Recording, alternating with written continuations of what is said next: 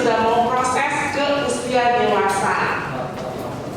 Nah, begitu kalian memasuki usia dewasa, berarti banyak hal juga yang harus kalian lakukan, banyak perubahan yang harus kalian lakukan. Ada yang masih tidur sama orang tuanya enggak?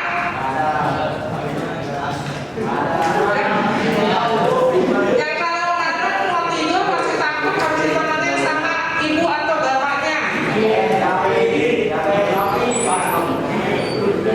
Nah, ini udah mau masuk ke dewasa, nanti udah harus siap-siap, kalian harus mandiri.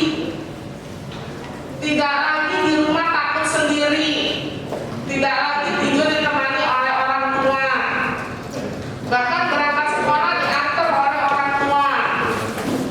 Siapa yang masih diantar? Ikro.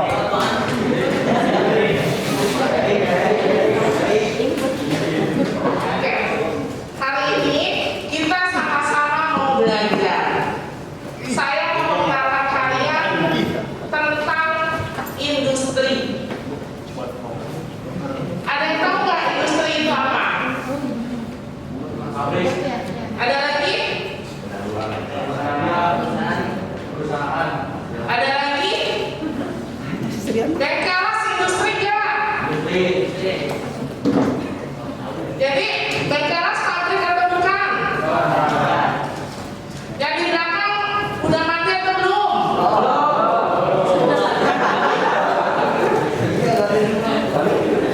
Karena agak ngantuk, makanya saya tanya yang di belakang. Langsung kaget kan?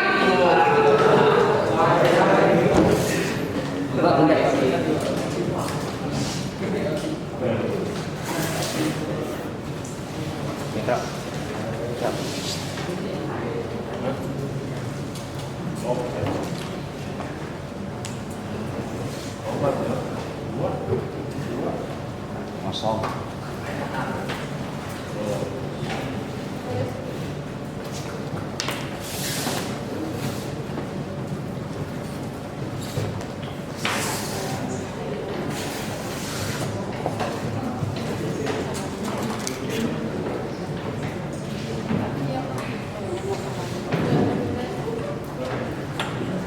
Kamu film itu multimedia. Multimedia.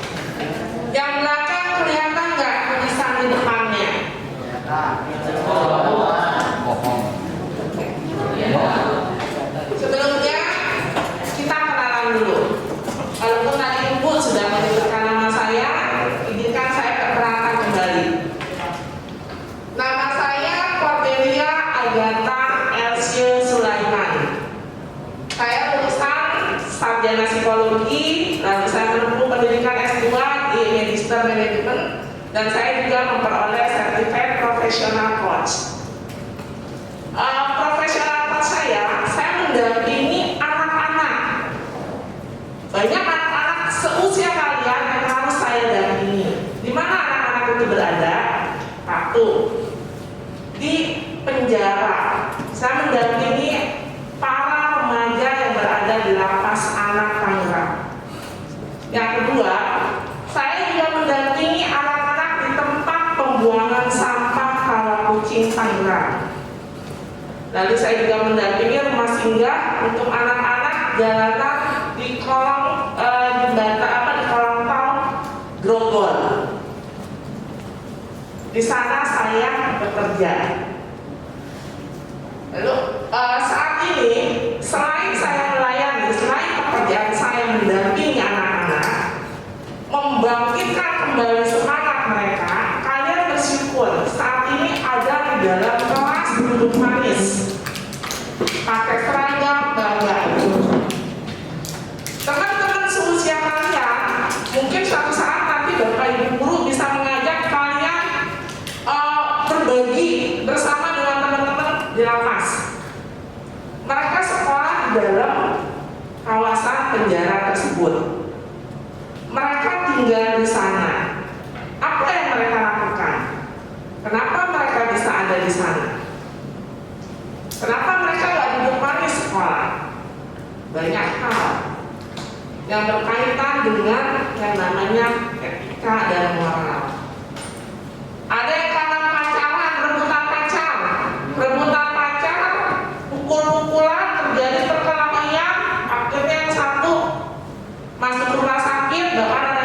meninggal, mau tidak mau diamalkan di lapas tersebut.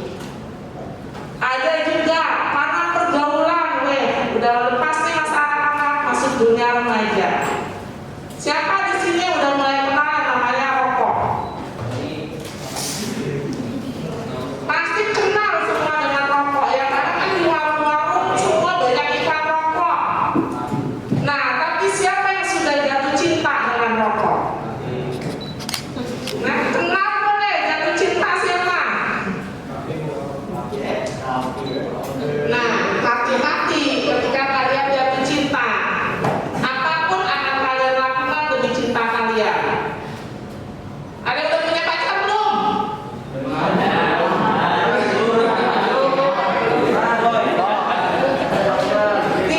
Di lapas Tangerang, saya berapa tahun, 6 tahun yang lalu itu di lapas sana, penghuninya, peserta didik di sana jumlahnya 280 anak.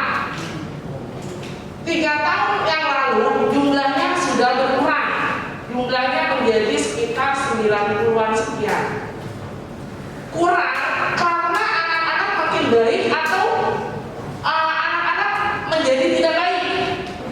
Menurut kalian berkurang jumlahnya karena apa? Salah. Saya nggak berharap jadi seorang psikolog. Terus kenapa saya bisa sampai di psikologi? Kecebur. Ada yang pernah kecebur nggak? Kalau ada kecebur, dasar kan tanggung.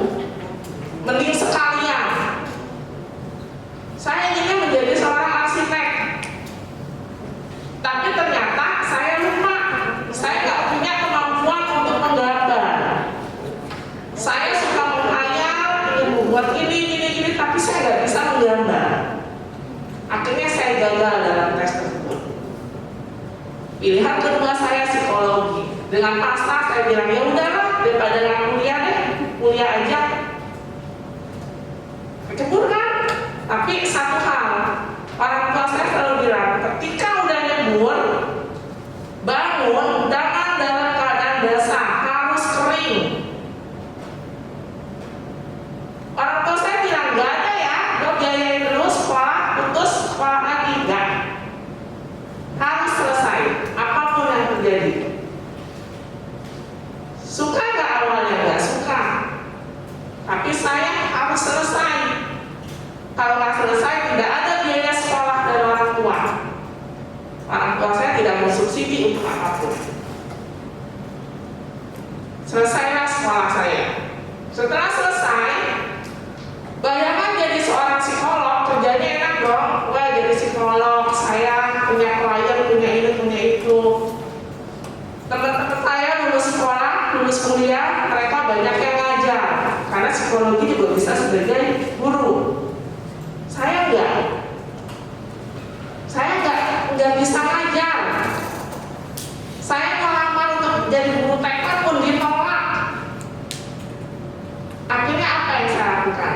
Satu perusahaan konsultan asing menerima saya. Perusahaan konsultan asing, saya nggak tahu apaan, ya kan? Saya masuk ke sana. Saya S1 psikologi, saya masuk di perusahaan konsultan, kerjanya apa? Tugas pertama saya cuma keliling dari meja ke meja, suruh fotokopi. Fotokopi berkas, kumpulin berkas, dikasih satu berkas, saya kumpulin, saya kopi, saya rapiin, saya klik semua, kasih nama.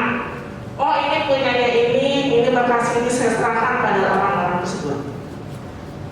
Ternyata pimpinan perusahaan melihat saya yang tadinya cuma disuruh fotokopi doang selesai, saya membuatnya lebih dari fotokopi, saya rapiin, saya jilid, saya urutin, saya serahkan. Orang yang menugaskan saya melihatnya dengan, wah enak ya, langsung udah rapi. Akhirnya saya dikasih satu kesempatan. Datanglah orang asing. Orang asing investor di Indonesia, dia mau buka pertambangan emas. Saya psikologi loh, saya nggak ngerti apa-apa. Saya ditugas mendampingi orang asing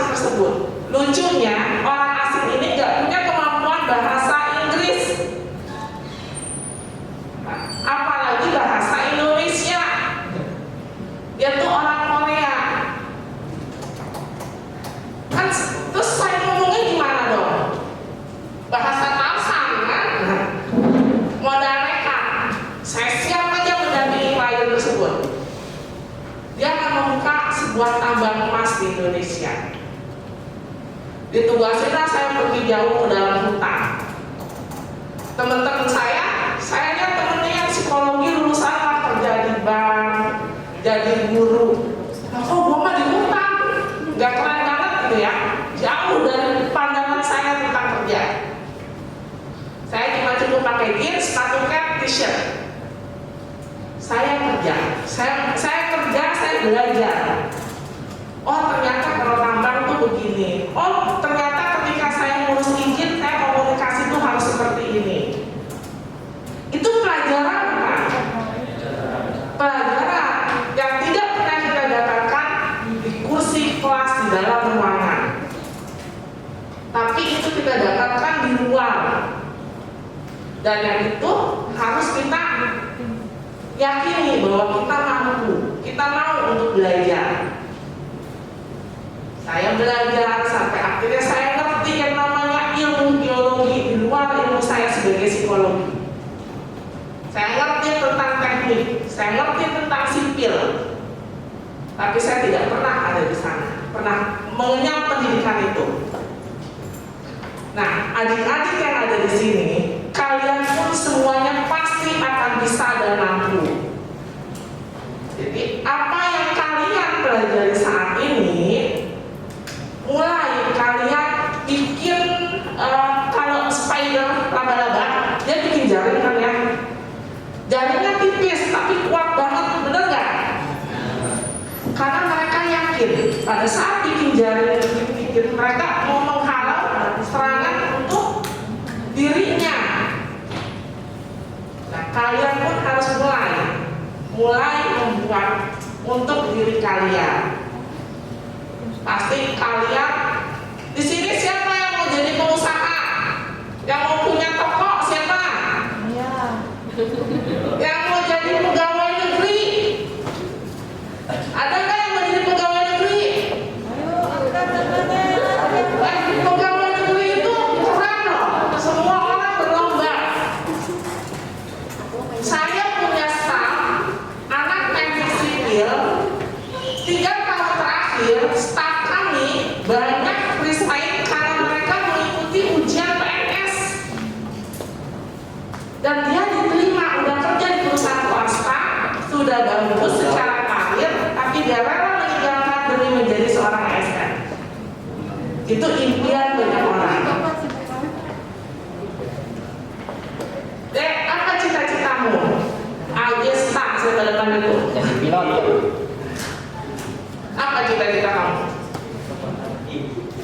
Hah? Gak punya cita-cita.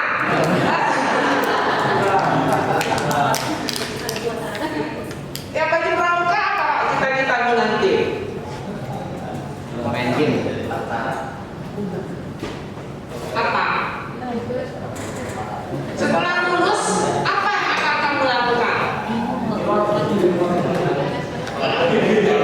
Sekolah lagi mau jadi apa? Pilot. Ayo. Yang cewek belakang, apa cita-citanya dek? Yakin. Hah? Rebahan. Jadi dokter.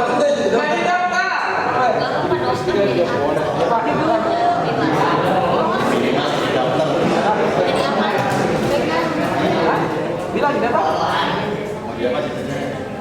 Dokter. Oh dokter ya. Jadi dokter, emang jadi YouTuber itu sebuah cita-cita. YouTuber itu cita-cita loh. Sekarang ini banyak mereka mau jadi, saya mau jadi anak saya 6 tahun. Dia bilang, Mami, I want to be a YouTuber. Dia bilang. Saya tanya, kenapa you mau jadi YouTuber? YouTuber itu dia bilang itu sangat fun, sangat happy. Saya bisa melakukan apa yang mau saya lakukan, tapi saya dapat pas mati Mami, kata dia. Saya punya banyak uang, saya bisa apa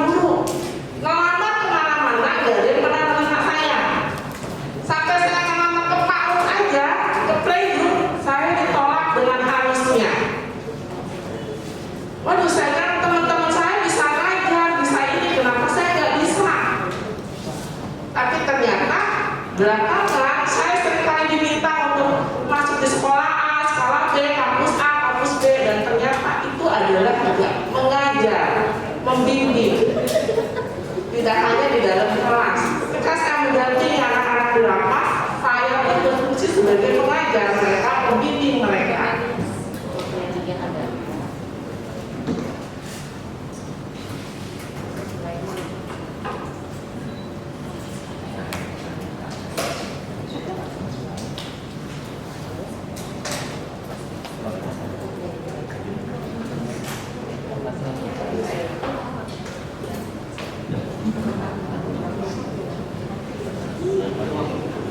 Hari ini kita akan belajar memperkenalkan pada kalian semua yang namanya etika di dalam dunia industri. Ngapain sih kita belajar tentang etika? Ngapain sih kita belajar tentang industri? Kalau nanti lulus saya kuliah, saya kerja, ya udahlah, kerja aja, disuruh ngapain aja saya kerja. Tapi kalian harus paham, harus mengerti. Ketika di rumah, ketika di sekolah, ketika di manapun kalian berada, kita harus hidup dalam sebuah tatanan moral atau beretika. Ada game baru yang akan di-launching, dia nih dengan beberapa tim mencoba bermain game tersebut, mencari kesalahan-kesalahan dan kemungkinan-kemungkinan dari game itu, memberikan masukannya, dan ternyata mereka dibayar lumayan. Kerjaannya kayaknya ya ampun main game gitu kan, ngabisin waktu. Tapi ternyata mereka berpikir pada saat bermain, oh ini ternyata kalau game ini strateginya begini, ini nggak asik nih. Orang akan cepat selesai, ini harus begini. Setelah dia lulus SMA, saya tanya dia, "You mau kuliah kemana?" "Nggak deh, terusin kerjaan ini aja sebagai seorang gamers." Terus nggak mau kuliah? Nggak malu dengan teman-teman yang lain yang kuliah. Kenapa harus malu? Saya udah bisa menghasilkan sendiri. Manakala saya sekolah di sekolah internasional school, di mana teman-temannya begitu selesai sekolah pada pergi kabur ke luar negeri. Dia nggak mau. Lalu setelah setahun, ketika orang tuanya sakit, papinya sakit di rumah sakit hampir setahun, dia memutuskan saya harus bantu keluarga saya, karena keluarga saya harus tetap hidup. Lalu apa yang dilakukan? Dia datang di gudang orang tuanya, dia mengurus gudang tersebut, mengelola. Kita pikir ya anak baru lulus, baru 18 tahun, 19 tahun bisa apa? Tapi ternyata dia bisa mengembangkan. Saya tanya, gimana yuk bisa mengembangkan ini? Dia cuma bilang, di game, dia selalu bilang di game ada yang namanya strategi. Ini. Itulah yang dia terapkan. Tahu nggak apa yang dilakukan sama dia? Dia bilang, ini usaha si papi, saya mau bentuk sendiri. Pekerjaan yang kami kira dia nggak mungkin mau ngerjain hal tersebut. Mainin sampah. Sampai gurunya, prinsipal dari Stella Maris Internasional sebelum itu mendengar ini, dia datang, dia lihat loh, seorang Yosafat mau ada di tengah sampah, bergerak dengan sampah, dan dia mampu untuk membiayai hidup orang lain. Dia mampu punya pekerja. Kita sempat khawatir sekolah di sekolahan seperti itu tidak mungkin anak ini mau ke sana, ya teman-temannya pada pergi keluar, bahkan kuliah pun dia nggak mau. Saya nggak mau kuliah. Papi saya sakit, butuh biaya untuk sekolah, butuh biaya untuk berobat, dibanding untuk saya sekolah, mending saya di rumah mendampingi mereka. Waktu dia putusin itu, dia bilang, oh ya udah. Maminya masuk rumah sakit, jadi orang tuanya dua-duanya masuk rumah sakit. Dia bilang, mobil harus dijual. Terus, yuk, ayo pakai motor aja lah. Motor masih bisa dipakai, nggak perlu pakai mobil.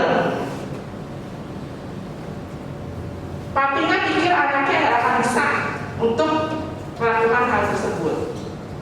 Tapi satu hal yang memang perlu ditanamkan, kebetulan di sekolahnya itu mungkin sama ya, di sini pun sama. Etika, moral, perilaku selalu ditekankan ke anak murid. Mereka dididik untuk seperti itu. Bahkan mereka punya yang namanya entrepreneur, diajarkan menjadi seorang wira swasta. Bagaimana menghasilkan minimal buat beli bukunya sendiri. Jadi harus punya daya juang. Teman-teman yang di sini pun pasti sama semuanya. Bapak Ibu guru, kalian baru masuk di kelas 10 kan? Jangan kaget kalau ngasih tugas, tugasnya kasih bulan Januari, dinilainya bulan Mei. Satu project. Bukan project yang kalian kerjakan di akhir bulan Mei, tapi kalian harus lakukan mulai Januari. Kalian harus siap. Tadi Pak Tatang bicara, praktikum nanti akan panjang ya Pak. 6 bulan kalian akan praktikum. Gak duduk manis begini, ditaruh di tempat dunia industri. Bukan bapak guru lah ibu guru yang mendampingi. Dan kalian harus siap. Karena banyak sekarang anak-anak magang PKL panas dikit nyerah Pak, gak datang-datang. Aduh, gimana nih kita PKL kerja jam 8 suruh datang sampai dengan jam 4 baru boleh pulang, istirahat cuma 1 jam, terus kerjanya sendiri-sendiri. Kalau di sekolah kan ramean, banyak yang alasannya nanti sakit nggak masuk. Nah ini yang harus kalian semuanya nih punya semangat. Pada saat kalian sudah masuk dalam sebuah industri, kalian harus siap. Bukan bapak ibu guru, bukan keluarga, tapi diri kalian.